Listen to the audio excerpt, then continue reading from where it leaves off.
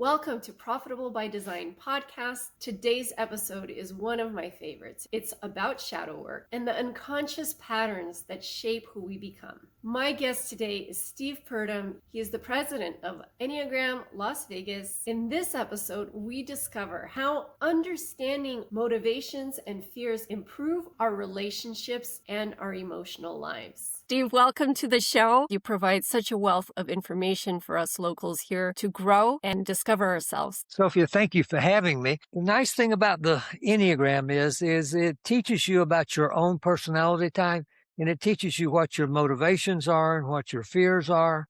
And that leads to the opportunity to change your behavior in such a way as our tagline says, making yourself easier to live with. So we start out in early childhood with this personality type.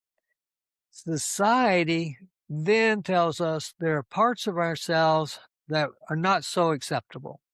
And it starts with our birth family saying, you can't do this behavior. And they try to suppress the parts of ourselves that they find unacceptable. Some of that is helpful in helping us integrate into society, and some of it creates long-term emotional dissonance for us because we know this is a part of ourselves, but our parents said it was unacceptable, and so we wind up with this, dissonance about who we are. Then we go off to school, and school says this behavior is unacceptable, and so we try to push aside those behaviors. That we go to church, and church tells us that this behavior is unacceptable, and we do the same thing. And so we push all of these things into the unconscious and try to define ourselves in the way that our parents, the educational system, our religious organization tells us we should be defined. And in addition, depending on what society we live in, the society itself has another set of unacceptable behavior that they try to suppress. Now, there's some things, that you want to not act out. We can't have homicides, no doubt. Right. But then there's behavior that is perhaps better acknowledged rather than suppressed. And what would you say, what is the profit behind knowing the design of who we are? It changes your life. It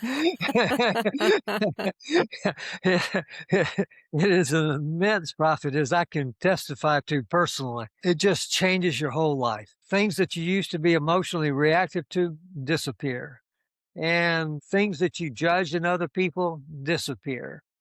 I have this expression I use in talking to new groups is that understanding diffuses judgment.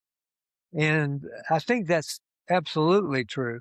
So as a type 3, I am called the achiever. And my view of the world is that being successful and competent and being accomplished makes me more valuable to other people. And so I went down the wrong path for years and years and years of one accomplishment after another, and I was successful professionally, but I was a bit of a failure in terms of my own personal relationships. And so the thing the Enneagram did was it gave me an awareness of what my behavior was about and what my motivation was. The motivation was to be an accomplished, successful person so that I would be valuable to society and to other individuals. Well, it turns out that individuals and society can value me based on how I behave and how I treat other people, and they don't have to know about my accomplishments. And so that's a huge turning point for me. And I've had wonderful relationships for the last 20 years or so, which is different than the prior 30 years. Yeah, isn't that interesting? I noticed the same with myself in my own personal growth. I didn't understand why more people were not more like me. Oh, absolutely. Until I learned about the Enneagram.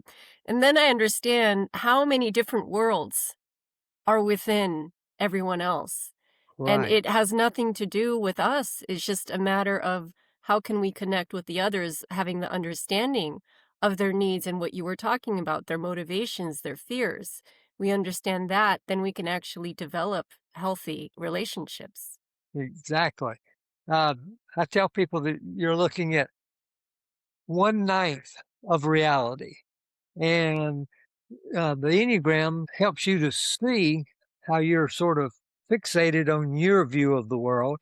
And then it gives you the opportunity to visualize how other people are reacting in terms of their own personality type. For instance, a type 1 is called the perfectionist, and these are the people who might have obsessive compulsive disorder. And so, if you understand that a type 1's pursuit of perfection is in order to keep them safe in the world, then you might have more compassion for them. And you also might can work around their behavior. I teach the Enneagram in business on occasion, and one of the things that come up is that type 1s procrastinate finishing a project.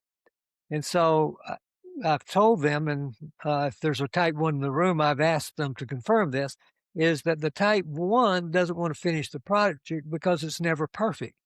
And so they don't want to release it to the world until it's perfect. Well, in their view, it's never perfect.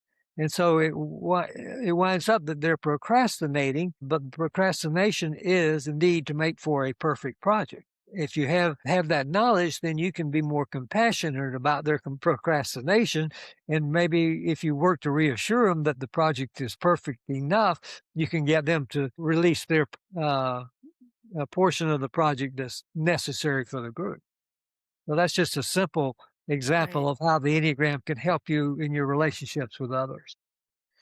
For those who might be hearing about Enneagram for the first time, I think when you share, I hear you describe there are three centers that we operate from. So even just understanding if we're a heart type, head type, or a gut type gives us immense and tremendous insight into why we do the things that we do. Could you share a little bit more about that? The three centers is not specific to the Enneagram. There are other teaching modalities that talk about head, heart, and gut. One of the places that people get their wires crossed is that people in the head center are not so heart based. And in the head center is type 5, 6, and 7. The type 5 is knowledge based person. And they want to accumulate information and they're a bit awkward about relationships. And so heart-based people have a difficult time understanding head type person who doesn't feel the warmth and the emotions that they do, but it rather operates out of their head center and collects information and is happy to share information with you.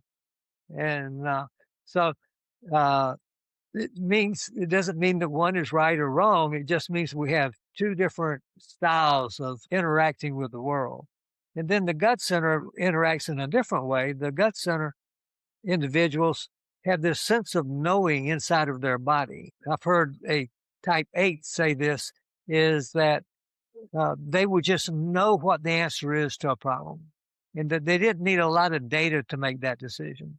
They could walk into a new home that they were thinking about buying and have this sense inside of themselves that this was the right place for them. And they would make the decision very quickly.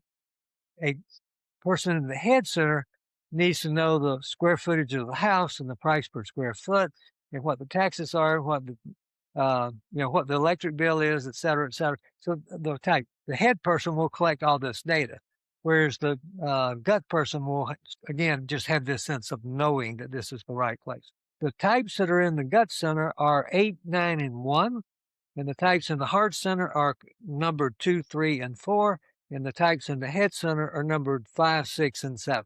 And would you say that knowing your type not only improves relationships, but every single area in other parts of your life, like in business, at work, in just interpersonal contact, more than just understanding another person? Yes, I'm reading a book. I won't tell you the author right now, but he's 85 years old, and but he chronicles his struggles through life, trying to find his profession and his place in the world. And I said to somebody, we could have saved him 50 years Right. of If you knew, struggle yes. because I know his type and I know his subtype. And with that, I could give him just a little bit of guidance, which I frequently do, about where your motivations as your personality type fit into your professional world or fit into your relationship world, both. And Right. actually, the the, the Enneagram, I started out, gosh, it's hard to believe, 28 years ago studying the Enneagram. Uh, I saw it then as uh, a tool just about personality types and how to become more efficient and how to make myself a better person. Mm. But as I have studied it over this 3 decades, what I see it as now, it's just an entry point into all sorts of uh, areas of our life. For instance, if I understand who I am and who I project out onto the rest of the world, I can now look and see if there are some unconscious parts of myself that I haven't developed or Mm. that I've pushed away from who I am. And so it opens up that unconscious world as well as the world of my conscious personality type. So that's a huge benefit. So there's a lot of personality tests out there, and Enneagram is considered one of them. But what I love about is the depths of it and how we can understand the underbelly of who we are based on what's hidden and what we think we're not allowed to be. And so I definitely want to dive into this. So, shadow, tell Mm. us a little bit more about that. Yeah. Well, shadow's my favorite subject. It's very complicated. Not everybody agrees with this, just to be straightforward about it. But I personally believe we are born with our Enneagram type. I told somebody once we are born with it and we die with it. And it's always there. It The motivations never change. What changes is the level of health and how attached we are to that Enneagram type. We need our personality type. And I've identified 4 reasons that make it extremely important. First of all, we use it to defend ourselves. Mm. Um, as a type 3, my defense is to be accomplished and competent, and so people would like me and they would ask me to be on their baseball team, yeah, whatever that baseball team might be. So we need it to defend ourselves against the rest of the world. Secondly, we need it to define ourselves with the rest of the world. And third, we need it to interact with it. We've got to have some form of personality type to interact with other people. And then the uh, fourth reason we need our personality type is to accomplish goals. The type if you don't have a personality type, and there is actually a psychiatric classification for people with inadequate personality type. And Really? yes, Wow. and there are people who have don't have enough of a personality type developed to interact with the rest of the world. Hmm. So those are the reasons you need it. The issues become that you become too attached to it, and so you limit your viewpoint, you limit your compassion for other people, and you limit your ability to interact with them.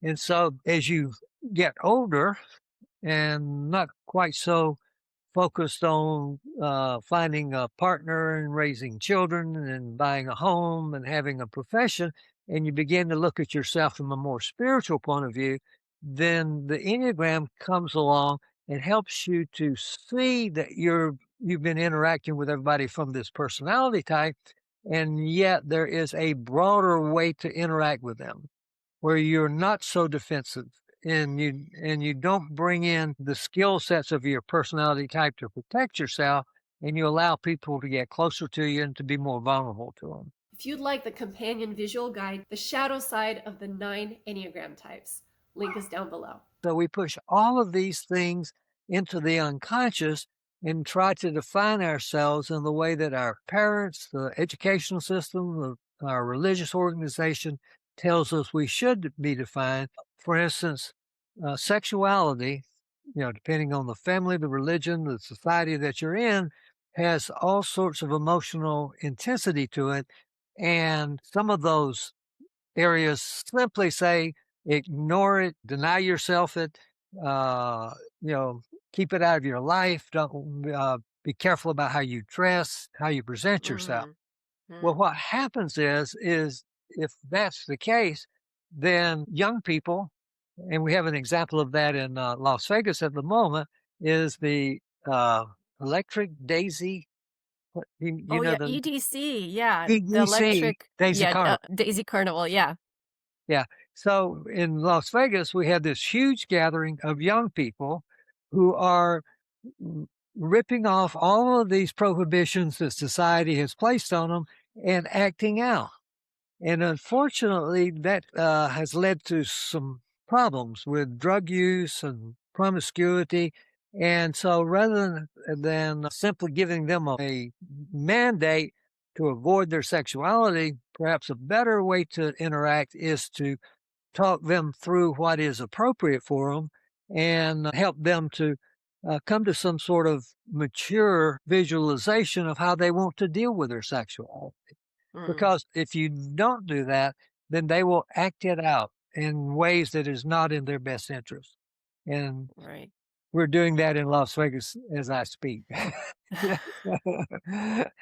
Yeah, so what you're saying is that we have these constrictions on what is allowed and what is deemed appropriate in our behavior, and that kind of molds and maybe even masks our personality and who we truly are, and we never get to work through those issues.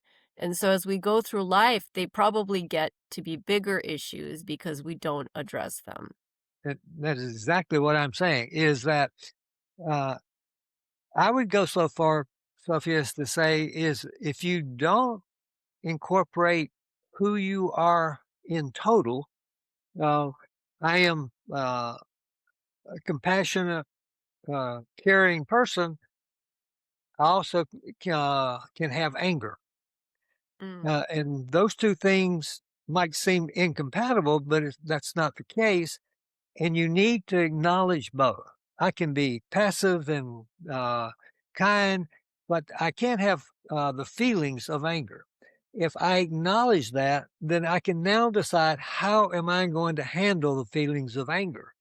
And I'm not going to just act them out in some uncontrollable fit of rage. I'm actually mhm, going to meditate on them. I'm going to try to look for an understanding as to what is driving the anger. And then I'm going to decide that, there are better ways to deal with it than expressing my anger, perhaps, to my spouse or my children. And so uh, integrating who you are in total, the parts, I hate to even say this because people describe this as the good parts and the bad parts. I oh, don't yeah. see it that way. It's just Mhm, the parts of who we are. It is not the dark side of our psyche. It is just the others part of our psyche. If you don't integrate those two things, you can never achieve wholeness.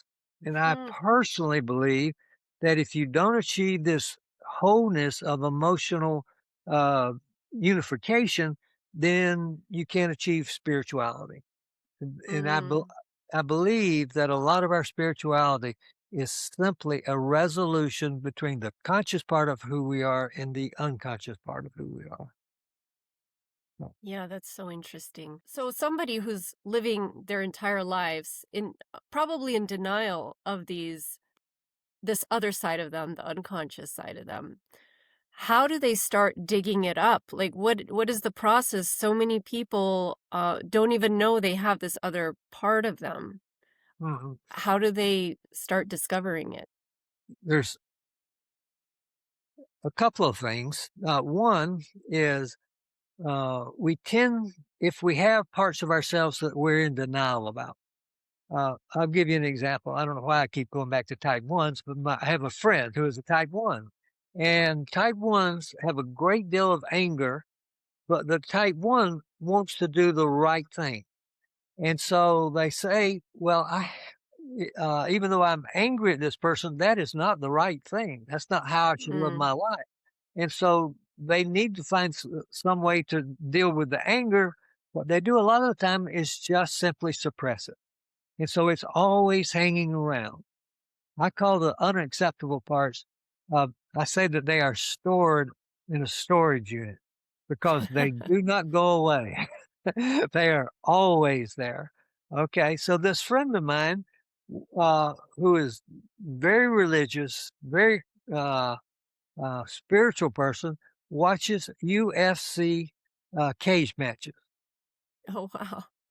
Yeah, Yeah. and so what he is doing is he is watching violence and anger being perpetrated on another person and not taking responsibility for it. Interesting. Yeah, and we do that all the time. A lot of our sports are uh, about violence. Football is a very violent sport. Hockey is a very Wow. violent sport, and so we're part of the reason we're watching is the violence.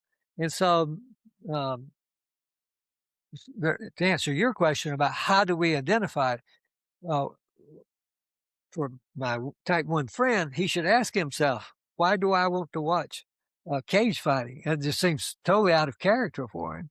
And Hmm. so if he explores that, then maybe he comes to the recognition that that's an outlet for his own anger.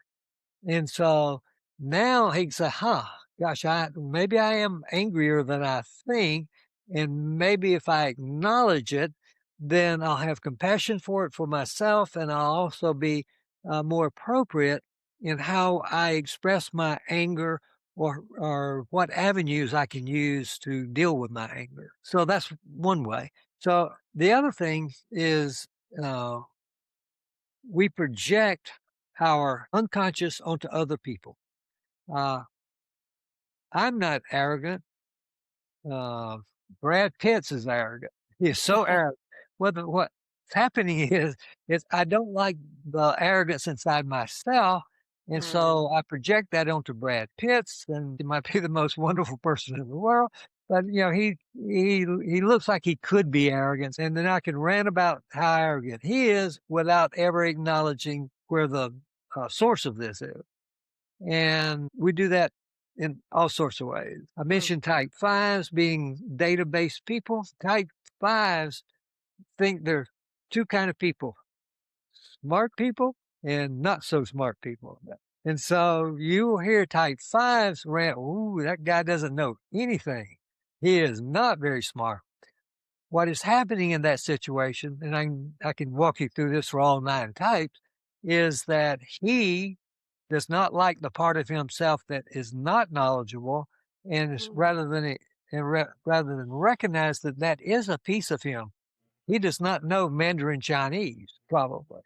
And so there are places where he is short of knowledge, or he's, not the smartest person in the world. Mhm. It's and so if he can accept that about himself, then he will get rid of an emotional dissonance that goes on, where he is doing real well and he's smart and he's in his field and he's real comfortable.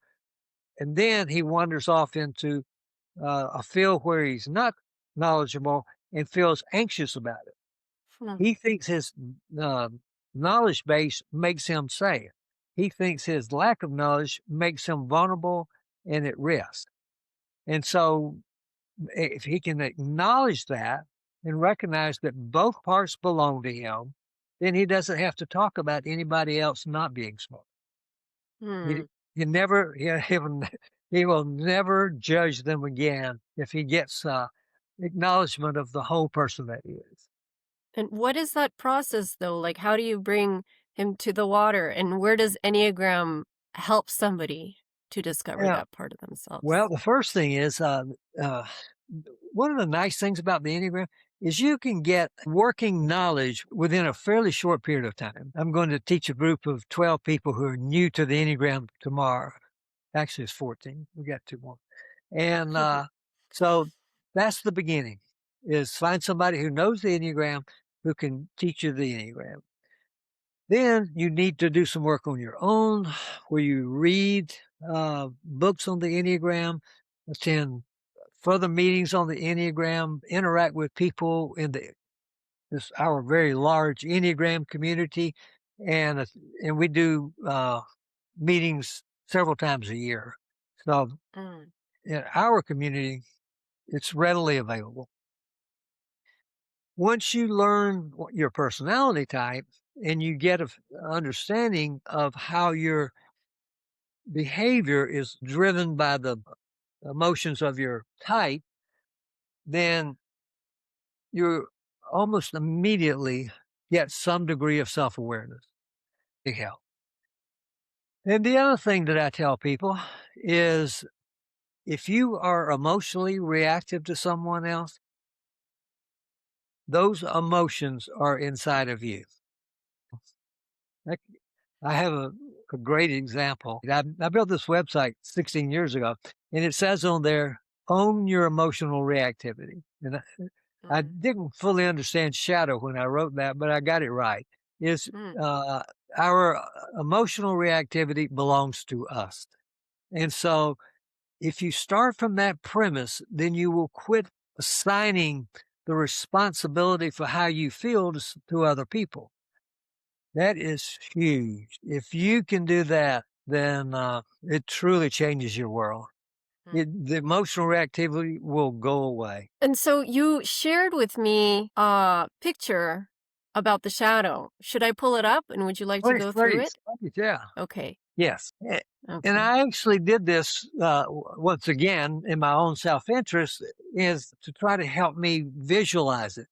And if you go from left to right, why do we need our personality type? And I discussed that earlier. Persona is actually the presentation that we have to society. We dress the way society tells us we should. We eat our food and, with fork and knife the way society tells us we should. We don't slurp at the dinner table. All sorts of things that we are told by family, religion, society, educational system that we should be. And that impacts how we present ourselves. Okay, so that's persona. It's actually not truly who we are.